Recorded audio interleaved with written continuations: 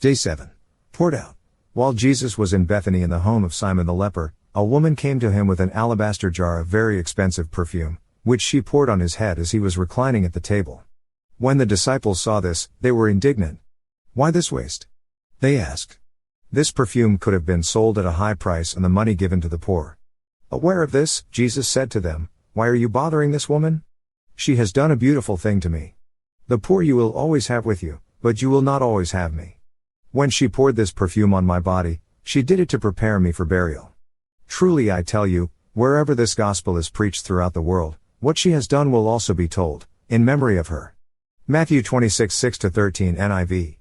The placement of this story in Matthew's narrative is extremely enlightening, as the verses immediately following these provide us the account of Judas betraying Jesus for 30 pieces of silver.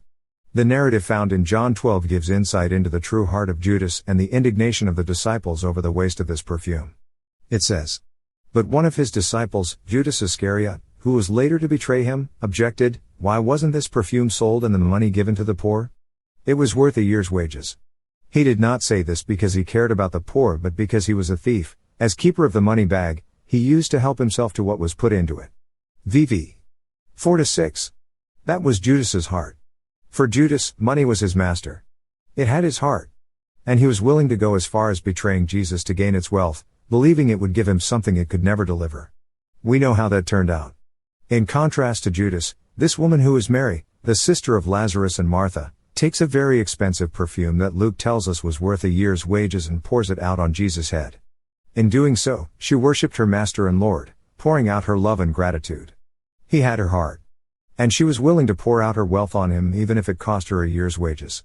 The value of the perfume meant nothing to her in earthly terms. But it meant everything to her in showing just how much she valued her Lord. For Mary, it was a symbol of how she was totally poured out for Jesus. Over the last 7 days, we've been looking at the seductive power of money and its ability to control our lives and to do so at the expense of our wholehearted devotion to Jesus. In fact, that is your and my default position with money. That's why Jesus talks about money more than heaven and hell combined. And if our relation to money is that important to Jesus, then it needs to be that important to you and me. If you will heed Jesus' advice and put money where it belongs in your life and let Jesus take his rightful place as your true Lord, you will find the security only he can deliver. My prayer is that you will do so today. This devotional is based off the book, Secure, by Rick Dunham. Find out more about the book here. Meanwhile, Jesus was in Bethany at the home of Simon, a man who had previously had leprosy. While he was eating, a woman came in with a beautiful alabaster jar of expensive perfume and poured it over his head. The disciples were indignant when they saw this. "What a waste," they said. "It could have been sold for a high price and the money given to the poor." But Jesus, aware of this, replied, "Why criticize this woman for doing such a good thing to me? You will always have the poor among you, but you will not always have me. She has poured this perfume on me to prepare my body for burial.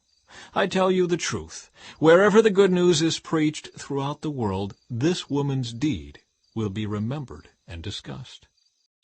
But Judas Iscariot, the disciple who would soon betray him, said, "That perfume was worth a year's wages. It should have been sold and the money given to the poor."